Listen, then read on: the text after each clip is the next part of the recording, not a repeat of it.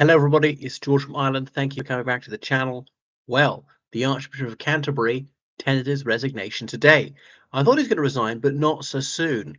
Once it becomes apparent somebody is going to resign, then he or she tends to go quite quickly. So Justin Welby has held that office for 11 years. And over the past couple of centuries, the Archbishop of Canterbury has served for a rough average of 10 years. So him having been appointed, I think, in March 2013, 11 and a half years, it was about time he stood down anyway, but he's going a bit sooner than one might have anticipated. I don't think any retirement date had been set. He is 70, so it's not really premature. Now, was it Kathy Newman's Channel 4 News interview with him that felled him? Possibly. But a bishop of the Church of England called for the Archbishop of Canterbury to tender his resignation. Indeed, he's done so, and a petition got going in the Synod, which is like the Parliament of the Anglican Church, for him to step aside, and he's duly fallen his sword. That's because he mishandled this whole issue. It's all to do with the late John Smythe, because there were the Ewan holidays for public school boys, and I was invited to go on one, though I never actually went on one. Ewan spelled Iwerne. It's somewhere in Dorset, and for almost 100 years, they'd organised in the school holidays, particularly in the summer, boys who went to the top 20 or so public schools, like Eton and Winchester, to go there, and it was a summer camp with a Christian theme that they do fun activities, sports or whatever. Not too competitive about the sports, but there would be a Bible study. They would pray together in the morning, in the evening, and so on. And I'm not sure whatever religious quizzes are meant to be a Christian atmosphere, because I was a fervent Christian at the time, going to the Paley Society at school, as they're named in honor of William Paley, he of the watchmaker paradigm, the blind watchmaker, as Professor Richard Dawkins would have us now believe. Uh, anyhow, and these were organized certainly from the 1920s. And I can't remember that Anglican clergyman. Yeah, Bash Nash, who got them going. Bash wasn't actually his name.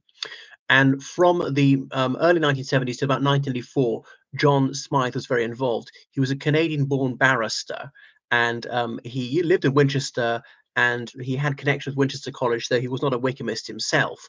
And the school welcomed him. He seemed a very respectable person. He was a Queen's Counsel.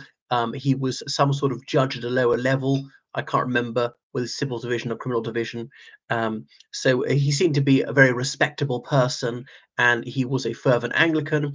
And there was his days of automatic deference and trust in religious people, trust which was obviously very badly misplaced. Just because someone pretends to be religious, or indeed is sincerely religious, no, that doesn't automatically guarantee this person is good or certainly safe with children. They might be totally safe, they might not be.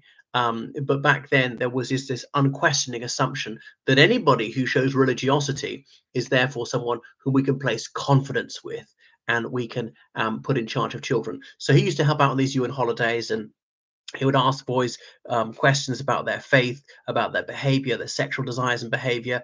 And if they admitted they sinned, they say, well, you're going to be purged of this sin, bring them to some shed where he had a cane, cane them on the bare buttocks very severely till they bled like a lot, and go back for repeated canings every day and things like that.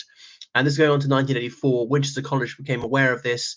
Now, this is an epoch in which corporal punishment was lawful in schools, in state schools, and in independent schools. It was outlawed in state schools in the United Kingdom in the early 1980s. It wasn't outlawed in independent schools till 1998, by which time, of their own volition, almost every independent school had scrapped it. Eton banned it in about 1983. So what he was doing, you say, in principle, was actually allowed by law at the time. But the thing is, he wasn't a teacher, and he was not in loco parentis. And apparently, he would say, "Well, this is consensual. You admit you sinned. Yes, you need to be purged of your sins, purified by pain. Do you acknowledge that you need to be punished? Better be punished here on earth than in heaven, and that will get the devil out of you, and then you'll be all right with God." And the boy would agree. Was that really a free choice? And obviously, he doesn't have capacity to agree. such a person is not seen as compos mentis because he's a minor. He was doing this to boys as young as 13 until they were 17. Many people would say this was manipulative. He would misuse the gospel for this. But actually, the Old Testament does say, spare the rod and spoil the child. Spare not the rod, as in the stick with which to hit people. So it was unlawful even at the time, and this was not for the purpose of educational discipline or something like that, presumably to satisfy his own perverse urges. It was for his own sexual delectation. So such perverse gratification is surely an insufficient ground to justify doing that, even as the law stood at the time. So by 1984, Winchester was cognizant of this. Some Anglican bishops had been informed, and then the UN Trust, they severed ties with him, and Winchester College said to Mr. Smythe, do not contact our boys ever again. Goodbye.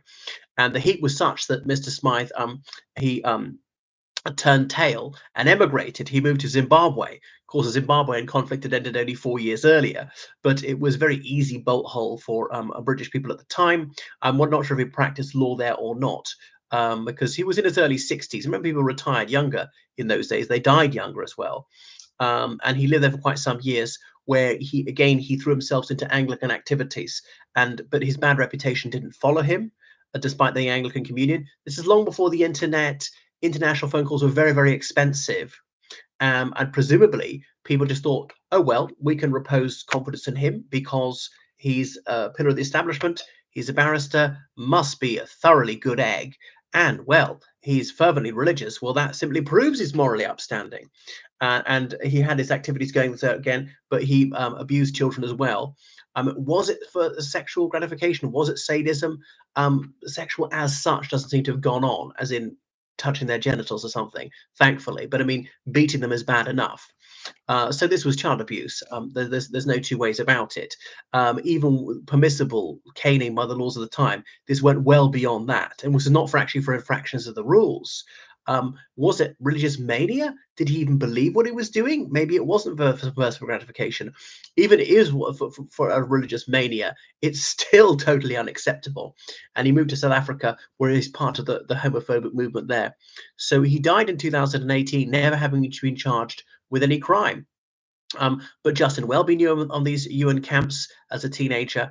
Thing is, yeah, what was I going to say? But he was about an adult then, because yeah, Welby would have left school about 1973, which is about the time that Mr. Smythe got involved with the UN Trust, and the UN Trust doesn't do holidays like that anymore. Not to say that anybody else in the UN wasn't doing anything wrong. So far as I know, they were all innocent as lambs. One thing is, maybe if they didn't commit the abuse themselves, they didn't report it. I mean, properly. Okay, told that some Anglican bishops, the attitude at the time was to brush under the carpet. The church mustn't be left with egg on its face, because otherwise this undermines public trust and respect for the church. We can't have it brought into disrepute. Protecting the reputation of the organization was considered far more important than protecting children. And that was just a classic and reflexive reaction of organizations, particularly religious bodies in those days.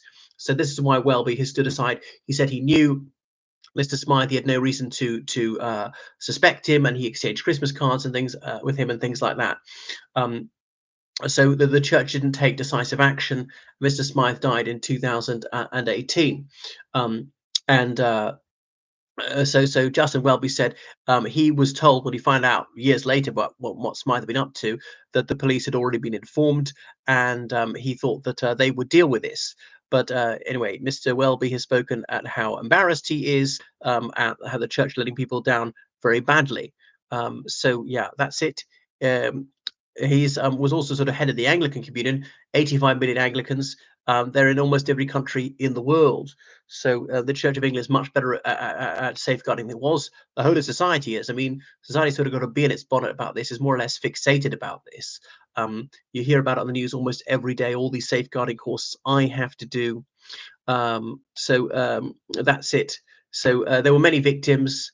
Uh, so there were about 30 victims. There say that in South Africa and Zimbabwe, it was even more. There were up to 100 of them, and so that's quite staggering and horrific. So he lived out his life in comfort in Cape Town, John Smythe, and he never faced trial for what he'd done. That's it. I mean, a somewhat successful Archbishop, with Justin Welby, but he failed to take a moral stand on important issues. Letting children down? Well, I'm not surprised. He doesn't speak up for children in utero. He doesn't defend them. He's completely pathetic on that one, when he should use his voice, show a tiny bit of courage to speak up for the defenseless, and save them from violence. Thank you for watching my video. I don't know what's going to happen in the interim because it's about a 6-month process to select a new one. I remember in 2002 hearing the rumors there's going to be Rowan Williams in the press, and the Reverend Father David Johnson said, well, these rumors could be by people who are trying to destroy his chances. So I have no idea who'll be next. I really wouldn't be surprised if it's a non-white person or a woman. The Church of England would like to show that they're very with it. They're very on the side of BLM and so on, and Me Too. Thank you for watching my channel. Make sure you subscribe on Patreon, donate to PayPal, georgecallahan79@gmail.com. Goodbye.